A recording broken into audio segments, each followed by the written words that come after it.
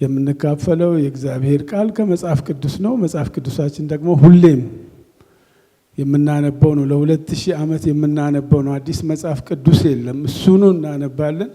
ልክ ሞባይላችን ሲደክም ቻርጅ እንደሚደረገው ሁሉ መንፈሳዊ ሕይወታችን እንዲጠነክር እንዲበረታ ከዚሁ ከእግዚአብሔር ቃል ሁል ጊዜ እንካፈላለንና እግዚአብሔር አምላካችን እናመሰግናለን። ከመልእክት ክፍሉ ከኤፌሶን መጽሐፍ የተነበበውን ደግመን እናነብና ከዛ ጸልየን አጠር ያለ እግዚአብሔርን ቃል አብረን እንካፈላለን። የኤፌሶን ምዕራፍ 2 ከ17 እስከ 22 የተነበበውን ደግሜ ላንብብ። መጥቶም ርቃችሁ ለነበራችሁ ለእናንተ ሰላምን፣ ቀርቦ ለነበሩትም ሰላምን የምስራች ብሎ ሰበከ። በእርሱ ስራ ሁላችን በአንድ መንፈስ ወደ አብ መግባት አለንና። እንግዲያስ ከእንግዲህ ወዲህ ከቅዱሳን ጋር ባላገሮችና የእግዚአብሔር ቤት ሰዎች ናችሁ እንጂ እንግዶችና መጻተኞች አይደላችሁም። በሐዋርያትና በነቢያት መሰረት ላይ ታንጻችኋል። የማዕዘኑም ራስ ድንጋይ ክርስቶስ ኢየሱስ ነው። በእርሱ ሕንፃ ሁሉ እየተጋጠመ በጌታ ቅዱስ ቤተ መቅደስ እንዲሆን ያድጋል። በእርሱም እናንተ ደግሞ ለእግዚአብሔር መኖሪያ ለመሆን በመንፈስ አብራችሁ ትሰራላችሁ ይላል። ይህ የእግዚአብሔር ቃል ነው። እንጸልይ። የተፈራህ የተከበርክ በዙፋን ላይ ያለ ልዑል እግዚአብሔር ሆይ በዕድሜያችን ላይ ቀን ጨምረህ ጤናን ሰጥተህ ከሚያስቀረን ከሚታገለን ምክንያቶቻችን ሁሉ በፊትህ መገኘት በቤትህ መሆን ከእግርህ ስር ተቀምጠው ቃልን መስማት የተሻለ እንደሆነ እንድንረዳ አግዘህ ወደዚህ ስላመጣህን እናመሰግንሃለን። ከማለዳ ጀምሮ በዝማሬ በጸሎት በተለያዩ ነገር ስለተናገርከን እናከብረሃለን። እግዚአብሔር ሆይ ቃልን ስንሰማ ደግሞ ክፉ የተከለከለ ሀሳባችን የሚበትን ከኛ የራቀ እንዲሆን እንጸልያለን። ጌታ ሆይ ዛሬ እሁድ ነው፣ ነገ ደግሞ ሰኞ ነው። በሀገራችን ሁሉ ደግሞ የዘላለም ጌታ ልዑል እግዚአብሔር ምርጫ አለ። ሁልጊዜም ሲመጣ ስጋት፣ ፍርሃት፣ ጭንቀት በሰው ሁሉ ልብ አለ። አምላካችንና አባታችን እግዚአብሔር ሆይ ቅድም እንደሰማነው ብላቴናዋ እንደተናገረችው የዘላለም ጌታ ልዑል እግዚአብሔር ሆይ አንተ ዓለሙን ሁሉ አሸንፈዋልና በተሸነፈ ዓለም ስለምንኖር ስጋትም ጥፋትም በምድራችን ላይ እንዳትሆን መልካሚቱ እጅ እንድትዘረጋ ሁሉም በመልካም እንዲከናወን በኢየሱስ ክርስቶስ ስም እንለምንሃለን።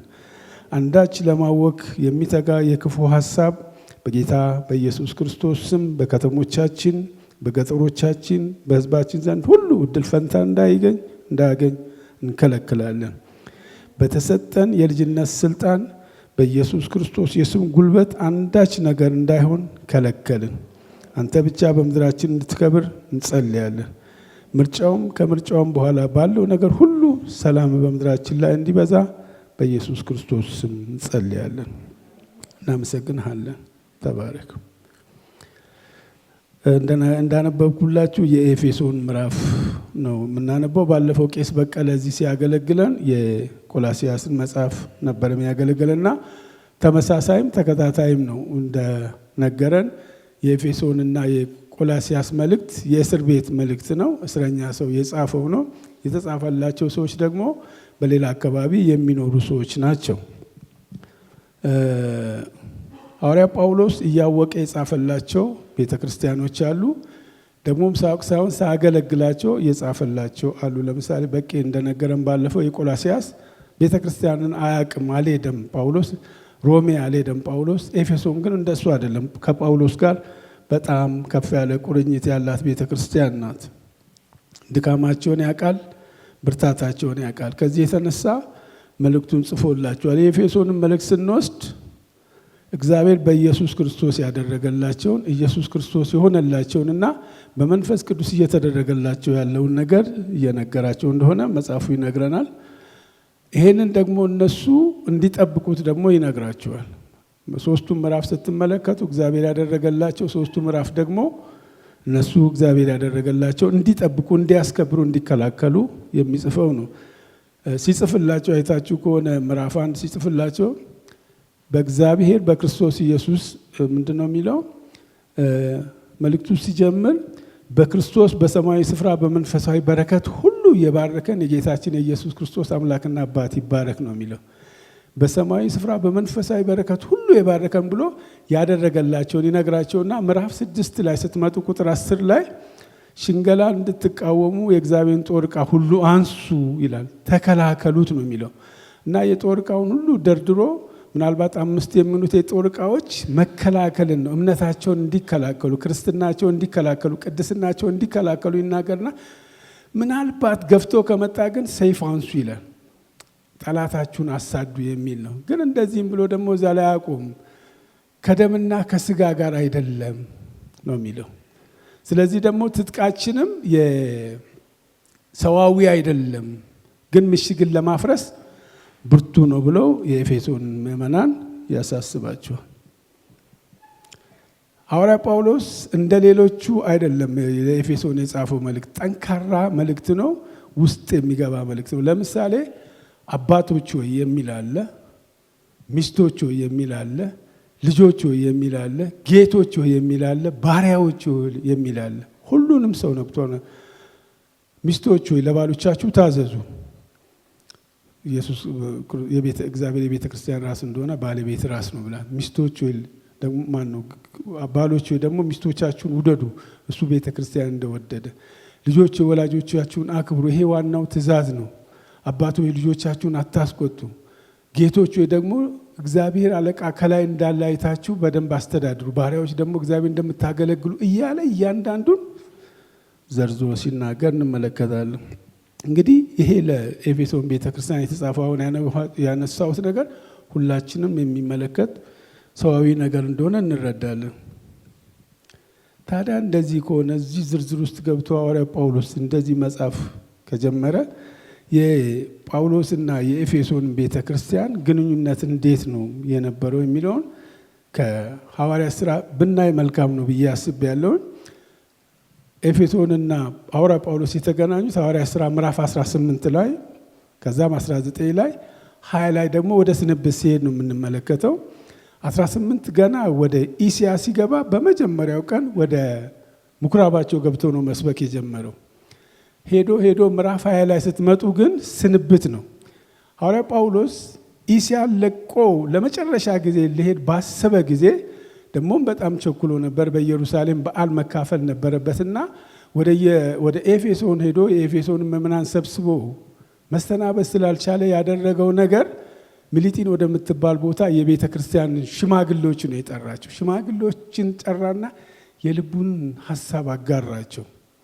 የልቡን ነገር ነገራቸው። እሱም በጥቂቱ እንመለከታለን። ቁጥር 19 ላይ ወደ ኢሲያ ከገባሁበት ከመጀመሪያ ቀን ጀምሮ በትህትና ሁሉና በእንባ ከአይሁድ ሴራ በደረሰብኝ መከራ እንዴት እንዳገለገልኳችሁ እናንተ ታውቃላችሁ ይላችኋል። በብዙ እንባ ነው ያገለገልኳችሁ። አይሁዶች እያሳደዱት ማለት ታውቃላችሁ። ወደ እግዚአብሔር ዘንድ በንስሐ በጌታችን በኢየሱስ ክርስቶስ ማመን ለአይሁድና ለግሪኮች እየመሰከርኩ በጉባኤና በቤታችሁ አወራሁላችሁ፣ ነገርኳችሁ እንጂ አንዳች ነገር አላስቀረሁባችሁም። እናንተ ጋር በነበርኩበት ጊዜ አወራሁላችሁ፣ አስተማርኩ። የትና የት? በጉባኤ እሁድ ስትመጡ አይደለም፣ ቸግሯችሁ ቢሮ ልታናግሩ ስትመጡ አይደለም፣ በቤታችሁም ጭምር በብዙ እንባ ነገርኳችሁ ይላችኋል። ለሽማግሌዎቹ ነው የሚያሳስባቸው። ከዛ ቀጥሎ አሁን ግን በመንፈስ ታስሬ ወደ ኢየሩሳሌም ሄዳለሁ። ይሄው መንፈስ ቅዱስ ደግሞ በየከተማው ምስክር ሰጥቶኛል። ኢየሩሳሌም በደረስክ ጊዜ መከራ ይጠብቅሃል፣ እስር ይጠብቅሃል ብሎኛል። ነገር ግን ስለ እግዚአብሔር ወንጌል ነፍሴ በእኔ ዘንድ እንደማትከብር ስላወቅኩ ይሄዳለሁ፣ ግን ለእናንተ ላሳስብ መጥቻለሁ ነው የሚላቸው። ቁጥር 26 ላይ ስለዚህ እኔ ከሰው ሁሉ ደም ንጹሕ እንደሆንኩ ዛሬ እመሰክርላችኋለሁ፣ የእግዚአብሔር ምክር ሁሉ ነግሬያቸዋለሁና ምንም አላስቀረሁባችሁም። ደግሞ ምን ይላል? የእግዚአብሔር ምክር ሁሉ ነግሬያቸዋለሁ፣ ከደማችሁ ንጹሕ ነኝ ብሎ ያስጠነቅቃቸዋል። ቁጥር 28 ላይ ይመጣና ለምን እንደሰበሰባቸው ዋና የጠራበት ሲናገር በገዛ ደሙ የዋጃትን የእግዚአብሔርን ቤተ ክርስቲያን ትጠብቋት ዘንድ እናንተም ጳጳሳት አድርጎ ለሾመበት ለመንጋውና ለራሳችሁ ተጠንቀቁ ይላችኋል። ይሄ ዝም ብሎ የተሰበሰበ መንጋ አይደለም።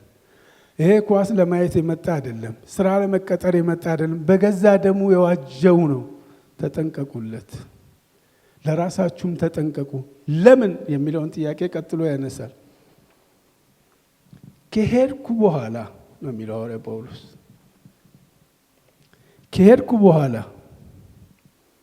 ለመንጋው የማይራሩ ጨካኞች፣ ተኩላዎች፣ ጠማማ ነገር ተናጋሪዎች ከውጪ ይገቡባቸዋል፣ ከእናንተ መካከል ይነሳሉ ብሎ ይነግራቸዋል።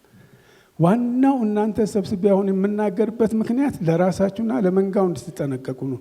ከሄድኩ በኋላ ጠማሞች ይመጣሉ፣ ክፉዎች ይመጣሉ፣ አመፀኞች ይመጣሉ፣ ለመንጋው የማይራሩ ይመጣሉ አላቸው።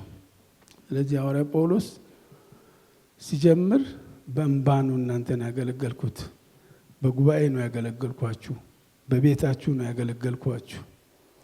ወደዚህ ጋር ሲመጣ ደግሞ በቀንም በሌሊትም በእንባ ያገለገልኳችሁ ይላል። ምዕራፍ 20 አንብቡት። ስለዚህ ከደማችሁ ንጹሕ ነኝ ሲል በጣም የሚተማመንበት እውነት አለው ማለት ነው። በቤታችሁ አገልግሏቸዋል፣ በጉባኤ አገልግሏቸዋል፣ በቀን አገልግሏቸዋል፣ በሌሊት አገልግሏቸዋል። እሱ ብቻ አይደለም፣ ደግሞ 3 ዓመት ነው ከነሱ ጋር ተቀምጦ ያገለግል። እሱ ራሱ ነው 3 ዓመት የሚለው።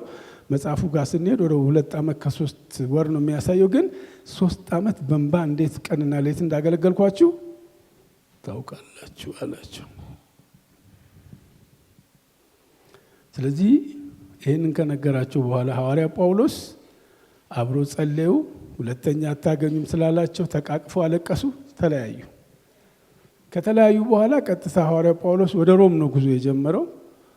የተለያየ ቦታ ቢያርፍም ሮም ደረሰ። ሮም ከደረሰ በኋላ አንዳንድ ነገር ነገሩ። ስላንተ አገልግሎት እዚህ ያሉ ሰምተዋልና እንደዚህ እንዳይሉ እንዲህ አድርግ ብሎ ወደ መቅደስ ገብቶ ስለት ሊያገባ ሲል የሆነ አሕዛብ ይዞ ገብተዋል ብለው አስወሩበት። ሲወጣ ያዙት። ከያዙት በኋላ አሰሩት ማለት ነው። ጳውሎስ እንዳለው መከራ ደረሰበት። ምናልባት ጳውሎስ ሲጠራ ታስታውሳላችሁ። በነገስታትና በሹሞች ፊት ትቆማል የተባለው በዚህ ክፍል ነው። ብዙ እነ ፊልጦስ እነ አግሪጳ ጋር የቀረበበት ጊዜ ነው። ስለዚህ ታስሮ ወደ ኢየሩሳሌም ወደ ሮም ሊወሰድ ሲል ሊገደል ደግሞ ሊገሉት ፈለጉ ይላል። በነገራችን ላይ ሊበጫጨቁ ፈለጉ የሚል አለ እዛ ቃል ውስጥ። ምኖች ናቸው? ሰዱቃውያንና ፈሪሳውያን። ጳውሎስ ግን ጥበብ ስለነበረው አንዳንድ ቦታ ላይ የሚያመልጥበት እውቀት ነበረው። እንዴ ስለ ዘላለም ስለ ጌታ ትንሣኤ ስላወራሁን እንደ ሲላቸው ፈሪሳውያን እንደሱ ነው እንዴ ብለው ተውት ማለት ነው። እንደውም ለሱ መሟገት ጀመሩ። ሌላ ቦታ ደግሞ ጠጋለና ሊገሉ ሲሉ እናንተ ሮማዊ የማሰር መብት አላችሁ እንዴ ሲላቸው ትመለከት። እንዴ ሮማዊ ነህ እንዴ? እንዴት አገኝ? እኔ እኮ በገንዘብ ገዝቼ ነው፣ እኔ ደግሞ ተወልጄ ነው። ደነገጡ ነው የሚለው። ይሄንስ ምንድነው ማድረግ የፈለጉት? ያላቸው አማራጭ ወደ ሮም መላክ ነው። ጳውሎስ ወደ ሮም ደግሞ ሲሄድ ታስታውሳላችሁ፣ መርከብ ተሰባብሮ 14 ቀን ሁሉ ያለ ምግብ ቆይቶ የጌታ መንፈስ መጥቶ ግን ማንም ምንም አይሆንም አለው። እሱም አንዳችም ነፍስ አይጠፋምና ብሉ ብሎ ምግብ እንደመገባቸው ታውቃላችሁ። ከዛ በኋላ አንድ ቦታ ላይ ደግሞ አረፉና እፉኝት ነደፈችው ነው ነከሰችው። ያው ይሄ እኮ ኃጢአተኛ ሰው ነው፣ ምክንያቱም ከባህር ቢያመልጥም አሁን ሊሞት ነው አሉ። እሳት ላይ አራገፋት ይላል መጽሐፍ ቅዱስ። የዛን ጊዜ ደግሞ እነዛው ሰዎች ሀሳቡን ቀየሩና የሰውማ መልአክ ነው አሉ ነው የሚለው መጽሐፍ ቅዱስ። እንደሱ ሆኖ ጳውሎስ ታስሮ ሮም ደረሰ። ሮም ከደረሰ በኋላ ለጠባቂ ነው ለፖሊስ ነው የተሰጠው። እዛ ከደረሰ በኋላ ለፖሊስ ከተሰጠ በኋላ እኔ ቢሆን እናንተ ቢሆን ብታደርጉት እዚህ አካባቢ የማቀው ሰው አለ ወይ የሚረዳኝ ሰው አለ ወይ ነው የምትሉት። ያንንም ማለት ካልቻላችሁ ደግሞ እባካችሁ ጸልዩልኝ ብላችሁ ለሰው ነው የምትነግሩት። ከዛም ለማመናፈስ ከፈለጋችሁ ደግሞ ይኸውና እንደዚህ ወንጌል አገለግል ነበር፣ አሁን ታሰርኩኝ፣ ወጥቼ ብዙ ሰው ጋር ወንጌል ማድረስ እንድችል እባካችሁ እንድፈታ ጸልዩልኝ ነው የምትሉት። መጽሐፉ የሚነግረን ጳውሎስ ሮም እንደደረሰ በዛ አካባቢ ያሉትን ክርስቲያኖች ጠርቶ ማስተማር ጀመረ ይላል መጽሐፍ ቅዱስ። በዚህ ውስጥ እያለ አሁን እስር ቤት እያለ ስለ ራሱ ማሰብ ሲገባው፣ ስለ ራሱ መጨነቅ ሲገባው ሌላ ቦታ ስላሉ ስለ ክርስቲያኖች መጨነቅ ጀመረ። ከነዙም የእስር ቤት መልእክት የሚባለው አንዱ ፊልጵስዩስ ነው፣ አንዱ ቆላሲያስ ነው፣ አንዱ ደግሞ ኤፌሶን ነው። አሁንም ያገለገላቸውን 3 ዓመት አብረው የቆያችሁ ስለሱ የሚጨነቅላቸው የኤፌሶን ሰዎች አሰበ። ስለዚህ የዛሬው መልእክት በዚህ መልኩ የተዘጋጀ የተጻፈ መልእክት ነው።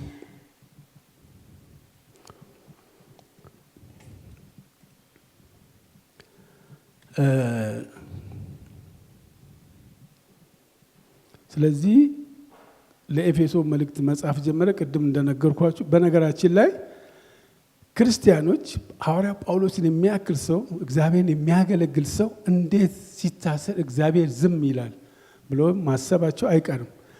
የኤፌሶን ሰዎችም እንደሱ ያሰቡ ይመስላል። ምክንያቱም ሐዋርያ ጳውሎስ ምን አለ? በእግዚአብሔር ፈቃድ የኢየሱስ ክርስቶስ ሐዋርያ የሆነ ጳውሎስ ብሎ ነው የጻፈላቸው። እዚህ ስለታሰርኩ ምናልባት ምን ብሎ ሊያስቡ ይችላሉ? እንዴ ጳውሎስ ራሱ ሲነግረን ከዚህ በፊት ስንሰማ ጴጥሮስ የሚባል ሐዋርያ ታስሮ እግዚአብሔር ጎኑን ነክቶታል እንዴ በር ከፍቶ ያስወጣው እሱ ሐዋርያ ከሆነ ለምን አይወጣም የሚል ሐሳብ ሳያስቡ አይቀሩም። ለምን ዝም ተባለ ሳያስቡ አይቀሩም። በእግዚአብሔር ፈቃድ የኢየሱስ ክርስቶስ ሐዋርያ የሆነ ጳውሎስ ብሎ ጻፈ። ስለዚህ ሐዋርያ መሆን በዓለም ላይ ከመገፋት፣ ከመታሰር፣ ከመራብ፣ ከመታረዝ አያድንም ማለት ነው። ኢየሱስ ክርስቶስን ከሰማይ ያወረደው ላለመታሰር ሳይሆን በዘላለም ጥፋት ሲኦል ላለመግባት መሆኑን በዚህ መንገድ መረዳት ይቻላል።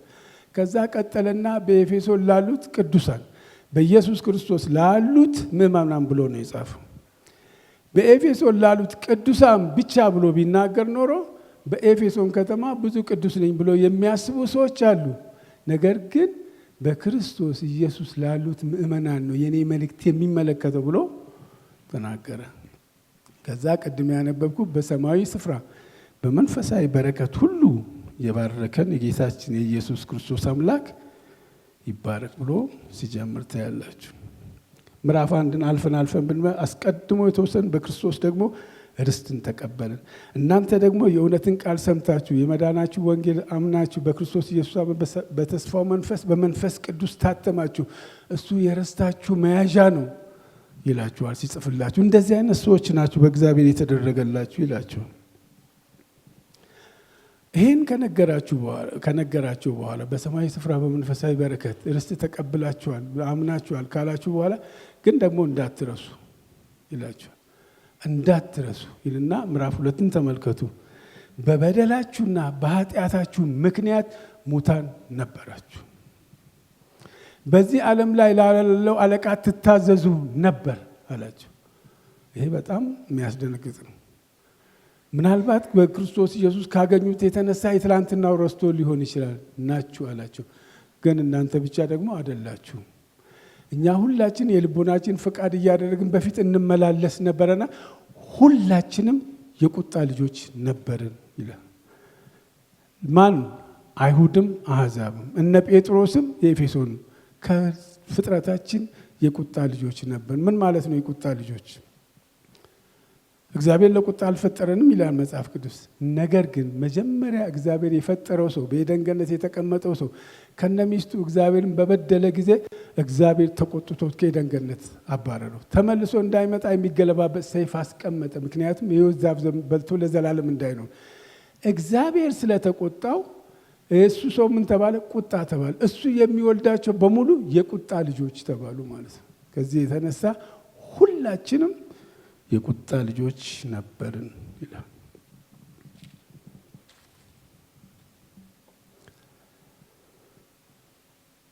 ይህን ምናልባት ዝቅ ብዬ እሱ ጋር ባነብ፣ ስለዚህ እናንተ አስቀድሞ በስጋ አሕዛብ የነበራችሁ በስጋ በእጅ የተገረዙ የተባሉት ያልተገረዙ የተባላችሁ ይህን አስቡ ይላል።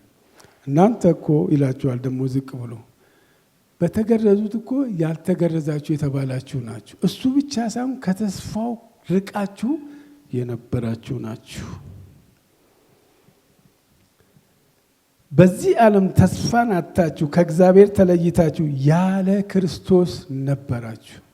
ይህን ደግሞ እንዳትረሱ። እግዚአብሔር መልካም ስላደረገላችሁ፣ እግዚአብሔር ለዚህ ክብር ስላበቃችሁ በራሳችሁ ችሎታ እንዳይመስላችሁ እንዳትረሱ። የቁጣ ልጆች እንደነበራችሁ እንዳትረሱ። ከተስፋው ርቃችሁ የነበራችሁ እንዳትረሱ ይላችኋል። ከዛ አሁን ግን እናንተ በፊት ርቃችሁ የነበራችሁ በክርስቶስ ኢየሱስ ሆናችሁ በክርስቶስ ደም ቀርባችኋል፣ እርሱ ሰላማችን ነው እያለ ይቀጥላል። ወደ ዛሬዋ ወደ አነበብኩት የመልእክት ክፍል እንሂድና ትንሽ ነገር ተናግሬ ልጨርስ።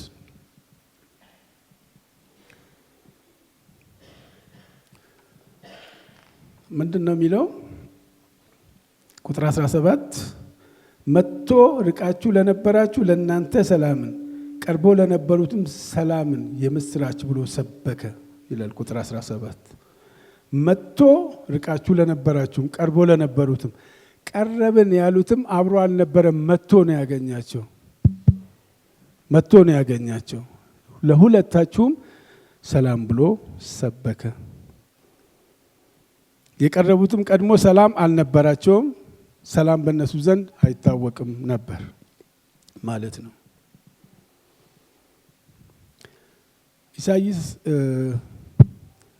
9 ቁጥር 6 ላይ እንደምታስታውሱት ሕፃን ተወልዶልናል፣ ወንድ ልጅ ተሰጥቶናል ካለ በኋላ ስሙም ድንቅ መካር፣ ኃያል አምላክ፣ የዘላለም አባት፣ የሰላም አለቃ ተብሎ ይጠራል ተብሎ ተነግሯል። ስለዚህ ያ የሰላም አለቃ የተባለው ነው ተወልዶ መጥቶ ለሁለቱም ሰላም የሰበከው። ከዚህ በፊት ምን አልነበረም? ሰላም አልነበረም። ለዚህ ነው ኢየሱስ ክርስቶስ ሰላሜን እሰጣቸዋለሁ ያለው።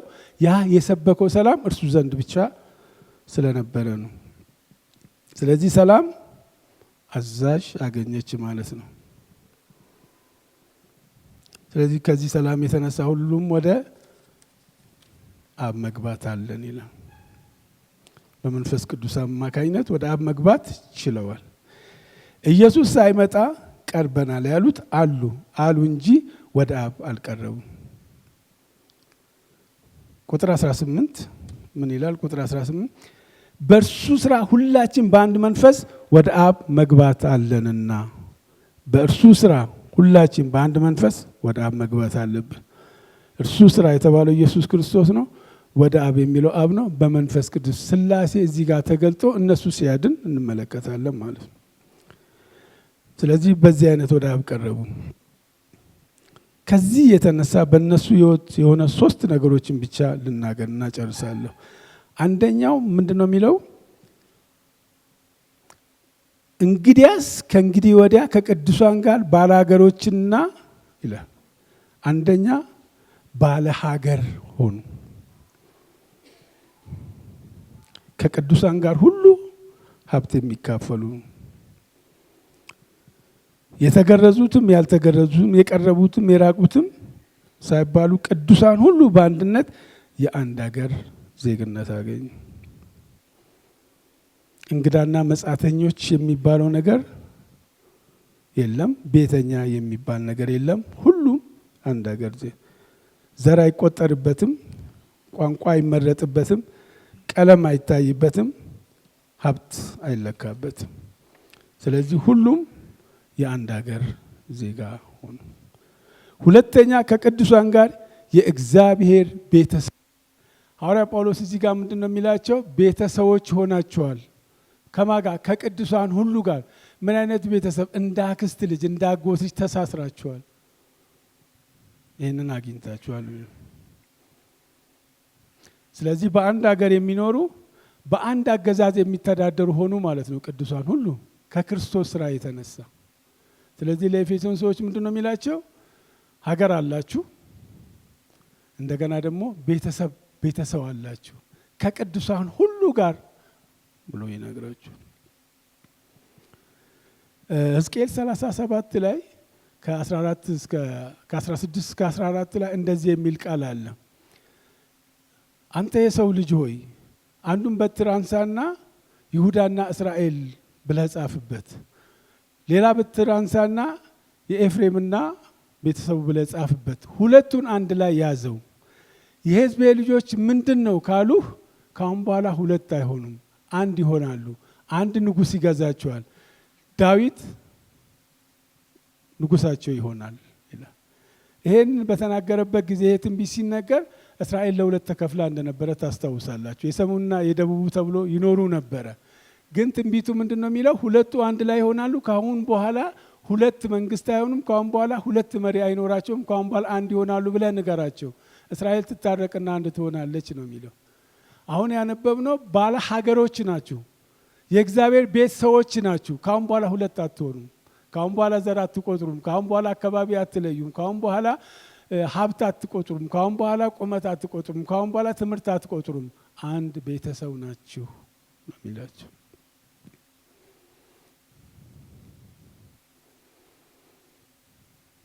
ሶስተኛው የእግዚአብሔር ቤተ መቅደስ መሆን ትሰራላችሁ ነው የሚላቸው። ሁል ጊዜ ቤት ሲሰራ ወሳኙ ነገር መሰረት ነው ይባላል እና ሰው ቤት ሲሰራ መጀመሪያ ወደ ታች በጣም ይቆፍራል። ወደ ታች በቆፈር ሳይሆን ደግሞ ብዙ ሀብት ታች ይገባል። ከዚህ በፊትም እዚህ የተናገርኩ ይመስለኛል። ሰው ሲናገር ሰምቼ ነው፣ አንድ ሰባኪ ሲናገር ሰምቼ ነው። ሰውየው ገንዘብ ይሰጣል፣ ቤቱ አይታይም። ቤት ስራልኝ አልኩ እንጂ ገንዘቤን ቅበርልኝ እኮ አላልኩህም አለው ይባላል። ምክንያቱም መሰረት በጣም ብዙ ገንዘብ ይበላል። ስለዚህ መሰረት በጣም ወሳኝ ነው። የሚያምሩ ህንፃዎች የሚታዩት በዛ መሰረት ነው። እነዚህ ሰዎች ቤት ሆናችሁ ትሰራላችሁ ብሎ ሲናገር ስለ መሰረት እንዳይጨነቁና እንዳስቡ በሐዋርያትና በነቢያት መሰረቱ ተመስርቷል ይላቸዋል። ቀጥሎ ያለው ቤቱን የሚሸከመው ደግሞ ዋናው ማዕዘን ይባላል፣ ወይም ደግሞ ምሰሶ ይባላል። በዚህ በከተማ አሰራር ደግሞ ኮለን ይመስለኛል። ስለሱም ደግሞ ሲናገር አትጨነቁ፣ እሱ ራሱ ጌታ ነው የማዕዘን ድንጋይ ይላችኋል። እናንተ አብራችሁ ትሰራላችሁ ማለት ኮለኑ ቆሟል፣ መሰረቱ ወጥቷል፣ ብሎኬት ሆናችሁ ትቀጣጠላላችሁ። እያንዳንዳችሁ ድንጋይ ሆናችሁ አብራችሁ ትሰራላችሁ።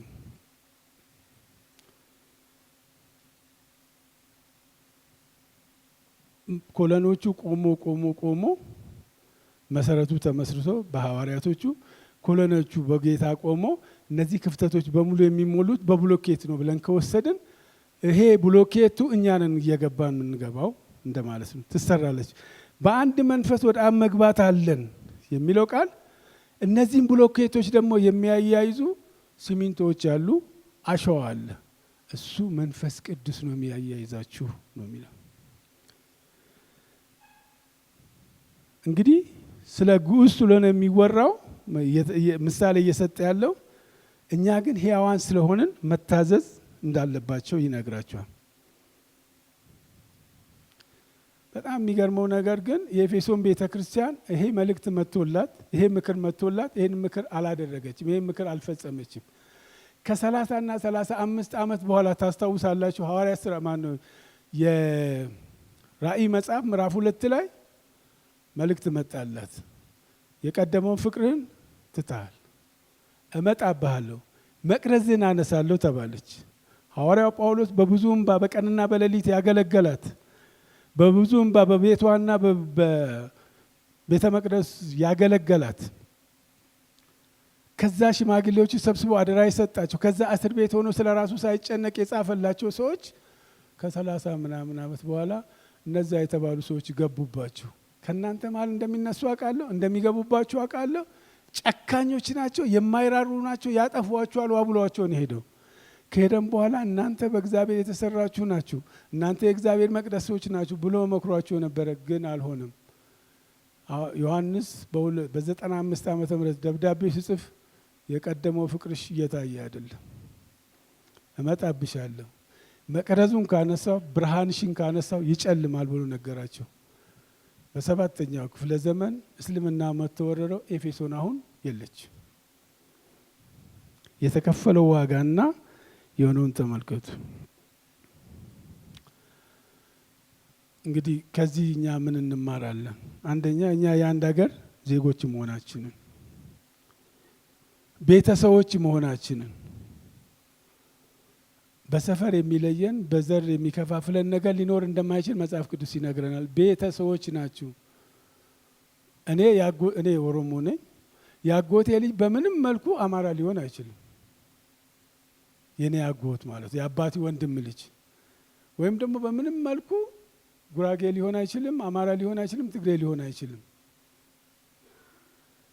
እኛ ዳግም የተወለድን ሰዎች የአንድ ሀገር ዜጋ ስለሆንን ወራሽ ስለሆንን በዚህ ወደ መንፈሳዊ ነገር ስንመጣ ዳግም የተወለድን ስለሆነ የአንድ ቤተሰቦች ሆነናል ነው የሚለው። ስለዚህ ከዚህ ያለፈ እንድናስብ የእግዚአብሔር ቃል አይመክረንም።